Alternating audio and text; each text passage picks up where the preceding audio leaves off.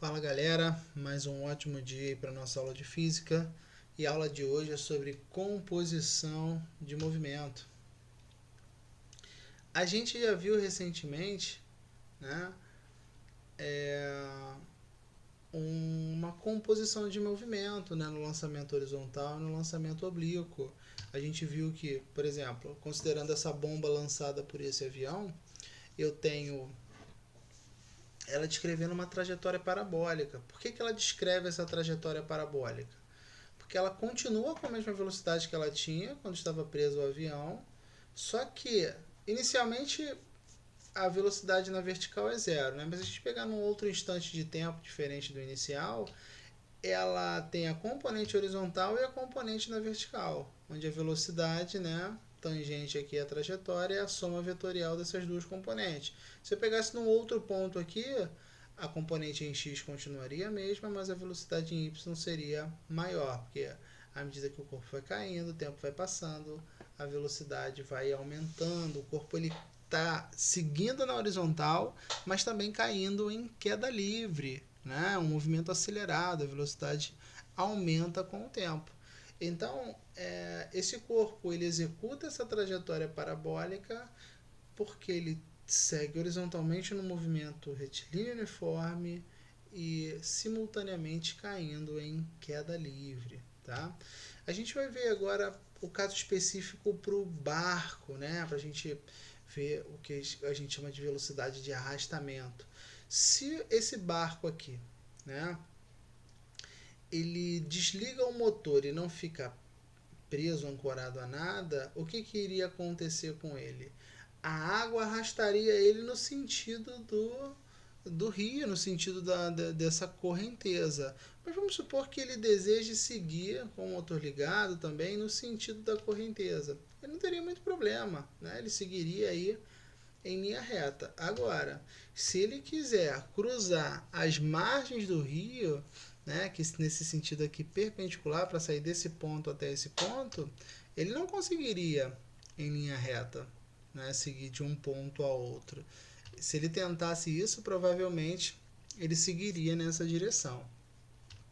E é essa composição de movimento que a gente vai ver agora. Inicialmente o caso unidimensional, né? Aqui eu tenho a velocidade da água em relação à Terra, que é o que a gente vai chamar de velocidade de arrastamento, né? Aqui eu tenho um barco que vai seguir no sentido da correnteza, né? Essa é a velocidade relativa do barco em relação à água. A resultante aqui acaba sendo a soma da velocidade da água em relação à Terra, né? Que a gente chama de velocidade de arrastamento, mais a velocidade relativa do barco em relação à água. Se esse barco tentar subir, olha que a direção dele continua a mesma, né? Só que o sentido oposto. Com isso, a velocidade resultante seria a diferença entre a velocidade de arrastamento menos a velocidade relativa. Aqui eu estou considerando um módulo para todas essas velocidades, tá? Agora, o último caso lá que eu mostrei, do barco tentando atravessar as margens do rio com uma velocidade perpendicular a margem aqui, né, essa é a velocidade relativa do barco em relação à água, ele não conseguiria sair de A e chegar até B. Ele consegue sair de A e chegar até C. Né? Ele vai sair com uma velocidade nessa direção, só que ele acaba sendo arrastado pela água. Então, essa componente aqui eu tenho que levar em consideração, essa velocidade de arrastamento. Tá?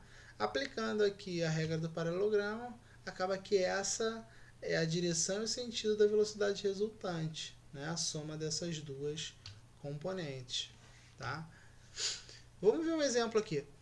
Um barco está com o motor funcionando em regime constante. Sua velocidade em relação à água tem módulo igual a 5 metros por segundo.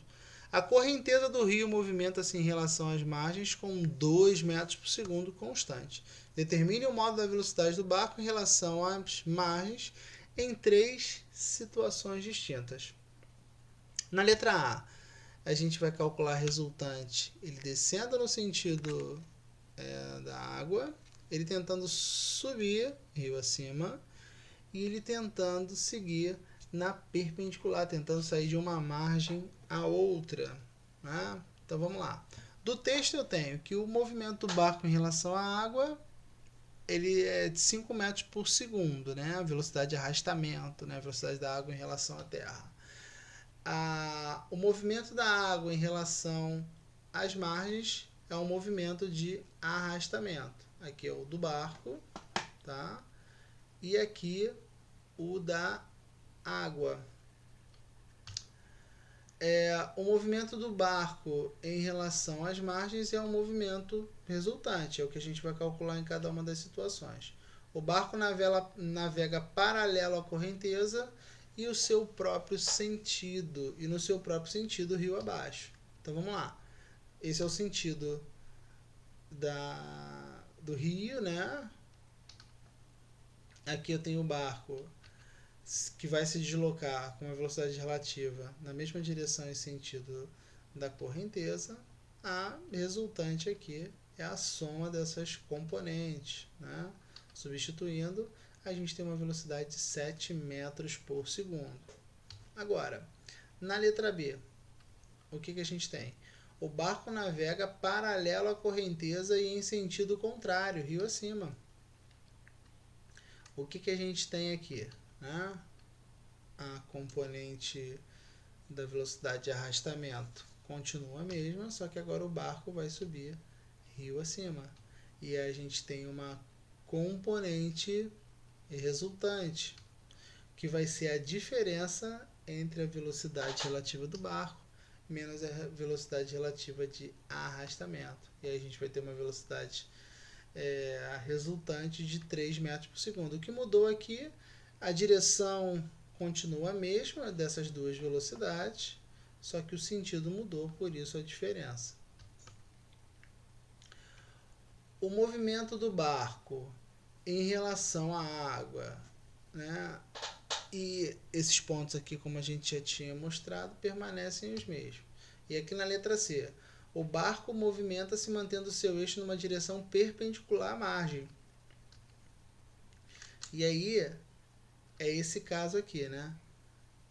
A velocidade de arrastamento da água está nesse sentido, o barco quer seguir nessa direção, ele não consegue chegar exatamente aqui. Ele vai chegar num ponto mais ou menos aqui, porque quando ele tentar seguir perpendicular a essa margem, a água acaba arrastando ele. Ele acaba chegando aqui numa outra posição. Então, no caso aqui dos vetores serem perpendiculares, né, lá do que a gente já viu na parte de vetores, o cálculo aqui é o próprio teorema de Pitágoras. Está considerando que é perpendicular, então esse vetor ao quadrado é igual à soma desses dois vetores também elevados ao quadrado.